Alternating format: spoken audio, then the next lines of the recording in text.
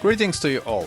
At the beginning of July I came back to the Science Museum IMAX in London for the third time to capture the assembly process of 70mm IMAX film print of Christopher Nolan's latest movie Oppenheimer. It is set to be premiered on the 21st of July 2023, and I have a feeling that it might become the biggest movie of the year. I'd like to thank the Science Museum for a unique opportunity, as movies on 70mm IMAX film are only released once per couple of years. On top of that, less than 30 cinemas around the world will be presenting Oppenheimer on 70mm IMAX film, and Science Museum's Ronson Theatre is one of them. Great! Just before I start, I'd like to encourage you to subscribe to BoRTech channel. It is very important, as your subscriptions are helping me to open doors into exciting places like this IMAX Theater projection room. You can also consider supporting future videos on Patreon. All links are included in the description down below. The print has finally arrived at the Science Museum in London at the end of June. Its 5,500-mile journey from Los Angeles is finally over. It is now going to be assembled and ready for a much-anticipated premiere on the 21st of July. The projection manager, Matthew Raymond, kindly agreed to tell me more about the assembly process. This is how the print came to us. It's in 9 of these cardboard boxes, and we have at least 6 reels in each of these boxes here. There are 53 reels of film in total. Each reel average running time is 3 minutes and 24 seconds. They must now be assembled into an 18,144 meters giant reel, which weighs 255 kilograms. Projectionist Tom Smith will start the process by rewinding each one of the small reels. There are few ways to complete the print assembly, and it's up to projectionists to decide which one to choose. They can start making the print directly onto the main large platter. However, when the time permits, Matthew prefers to rewind the reels and make them up in reverse onto 3 wooden platters, because the film is more easily manageable on the bench. This reduces the amount of times that it needs to be handled and reduces the likelihood of damage. After small reels are rewinded, Tom and Matthew can start joining them together. For this task, they are using this machine, specifically designed for 70mm 15 perforations IMAX film. So this is the IMAX splicer that we use, the 70mm splicer. We have the tape here, which is only 9mm in width. We have the cutting arm here, which is a zigzag cut. IMAX uses a zigzag cut. It's a lot stronger join. Back in 35mm days, you either had the butt join or the overlap join, where it'd be a straight cut and the film will be put side by side or slightly overlap, and then a join created. Indeed, the zigzag joint increases the contact area between 2 film strips from 70mm to almost 100. It is also important to mention that the cuts on the left-hand side are the opposite of the cuts on the right-hand side.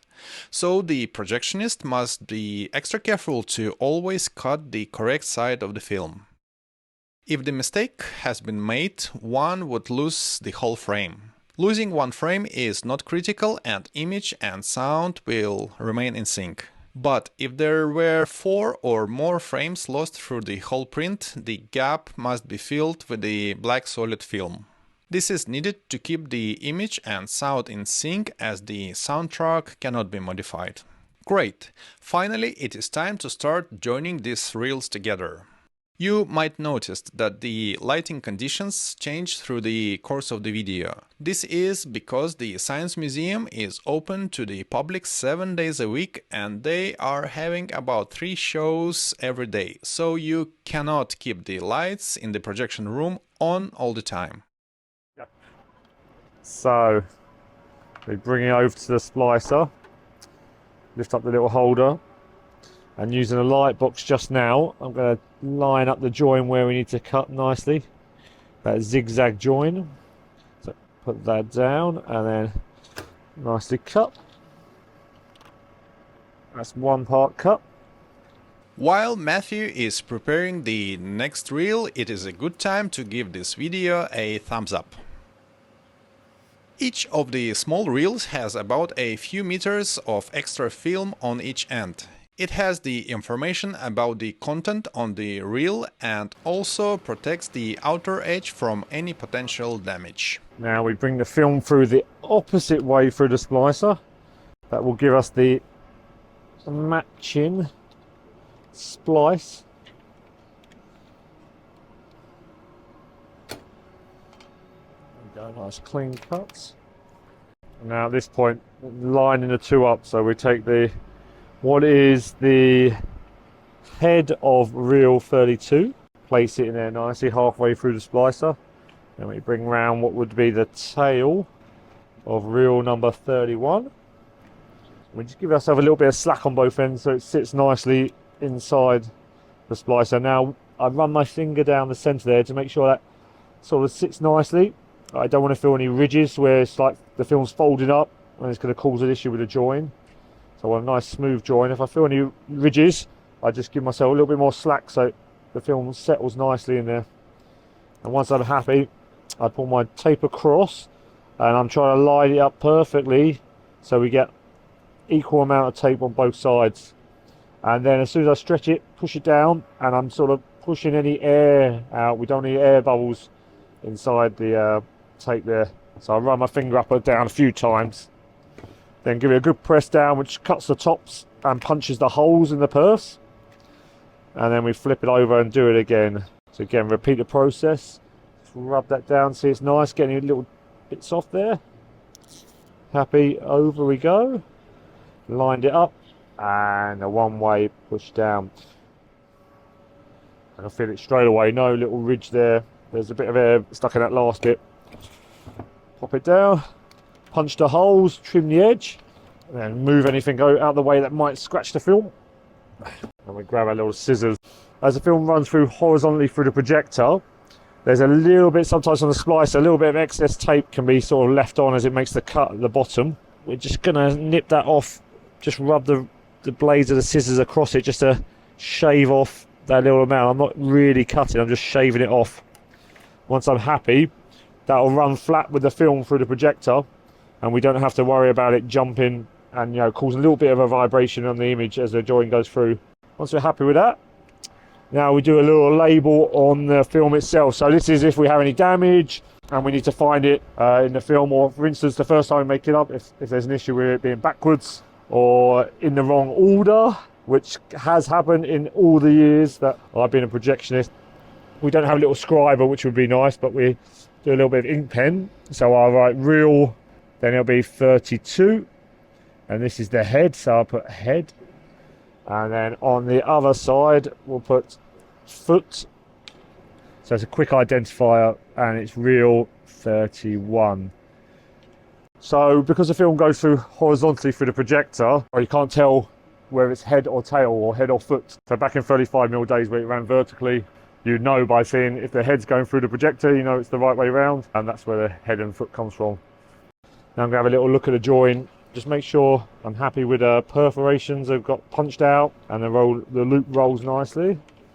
And then once I'm happy with that join, I'll give it a little mark. These marks help to locate the joints when the condition needs to be checked or a repair procedure is needed. Now, when the transit platter is full, it is time to rewind the film once again. This time it is going to be rewinded on the main platter. This step takes about 40 minutes and it needs to be supervised to make sure that the tension of the film is right and someone is there ready to stop the process in case something goes wrong. So this is 1/3 of the movie done, which would be about an hour long.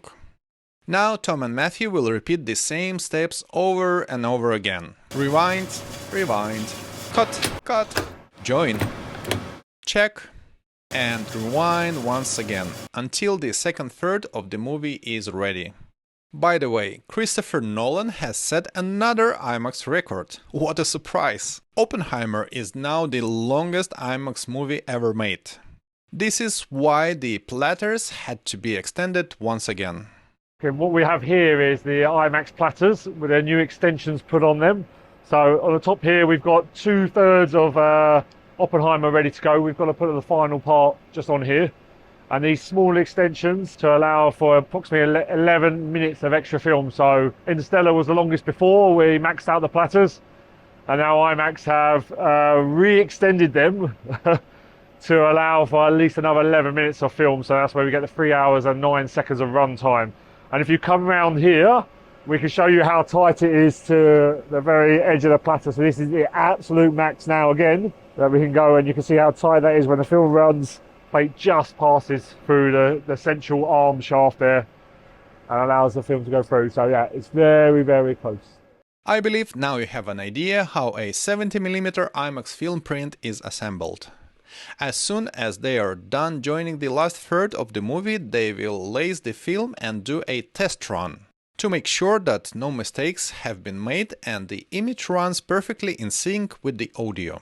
If you would like to see how 70mm IMAX film is laced through the projector, please check this video where I have captured this process in full detail. Just this morning, the optical disc with Oppenheimer soundtrack has been delivered, and it is ready to be loaded into the system. So yeah, this is the IMAX soundtrack that we're about to load on for Oppenheimer. So if we take it out here, we've got our last DVD drive, and again we'll just take it out of this box and pop it in. There we go. Close it up. And now what we'll do is actually load it onto our system. The image is separate to the sound on the IMAX system. So let's load it up. Hopefully it's here now. And what we're doing is just copying it across. So we load the soundtrack, we check that we're happy with it, and then we register it. So we want to try it. So we actually want to load it to the hard drive, and then we copy it across now, which take about, anywhere from sort of 20 minutes.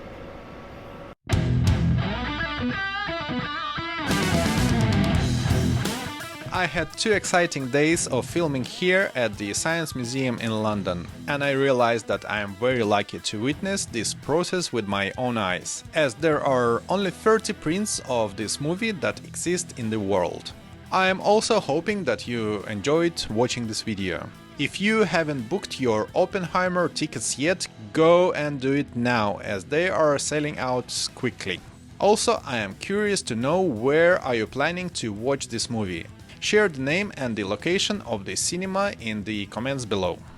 Before I go, I'd like to remind you to subscribe to Bortek channel. Thanks again for watching, and I'll see you soon. Goodbye!